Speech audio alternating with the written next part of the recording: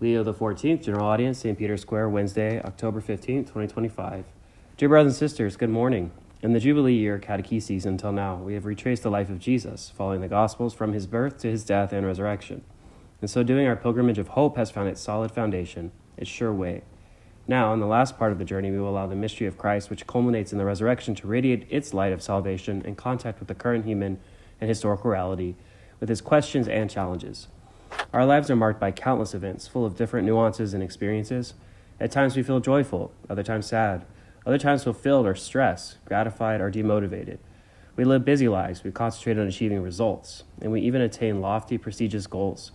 Conversely, we remain suspended, precarious, awaiting success and recognition that are delayed or do not arrive at all. In short, we find ourselves experiencing a paradoxical situation. We would like to be happy, and yet it's very difficult to be happy in a continuous way, without any shadows. We come to terms with our limitations and at the same time with the irrepressible urge to try to overcome them. We feel deep down that we are always missing something. In truth, we were not created for lack, but for fullness, to rejoice in life in abundance, according to Jesus' explanation in the Gospel of John. There he's referencing John 10:10. This deep desire in our hearts can find its ultimate answer not in roles, not in power, not in having, but in the certainty there's someone who guarantees this constitutive impulse of our humanity, and the awareness that this expectation will not be disappointed or thwarted. This certainty coincides with hope. This does not mean thinking in an optimistic way. Often optimism lets us down, causing our expectations to implode, whereas hope promises and fulfills. Sisters and brothers, the risen Jesus is the guarantee of this deliverance. He is the wellspring that satisfies our thirst, the infinite thirst for the fullness that the Holy Spirit imbues into our hearts. Indeed, the resurrection of Christ is not a simple event of human history, but the event that transformed it from within.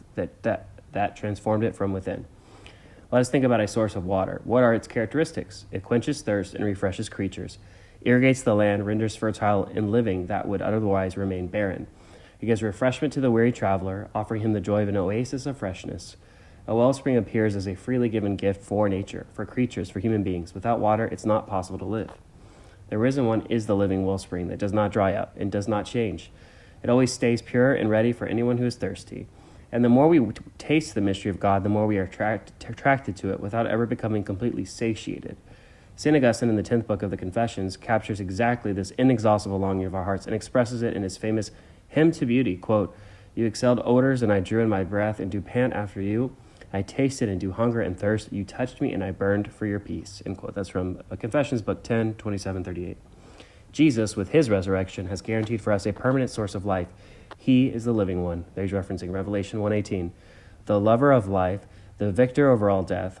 Therefore, he's able to offer us refreshment in our earthly journey and assure us of perfect peace in eternity. Only Jesus, who died and rose again, responds to the deepest questions of our heart. Is there really a destination for us? Does our existence have any meaning? In the suffering of so many innocents, how can it be redeemed? The risen Jesus does not bestow upon us an answer, quote, from above, end quote, but becomes our companion on this often arduous, painful, and mysterious journey. Only he can fill our empty flask when our thirst becomes unbearable. And he's also the destination of our journey. Without his love, the voyage of life would become wandering without a goal, a tragic mistake with a missed destination. We are fragile creatures. Mistakes are part of our humanity. It is the wound of sin that makes us fall, give up, despair. To rise again instead means to get up and stand on our feet. The risen one guarantees our arrival, leading us home where we are waited, loved, and saved. To journey with him means to experience being sustained despite everything, to have our thirst quenched and to be refreshed in the hardships and struggles that, like heavy stones, threaten to block or divert our history. Dear friends, from Christ's resurrection springs the hope that gives us a foretaste, despite the fatigue of living, of a deep and joyful calm, that peace that only he can give us in the end, without end.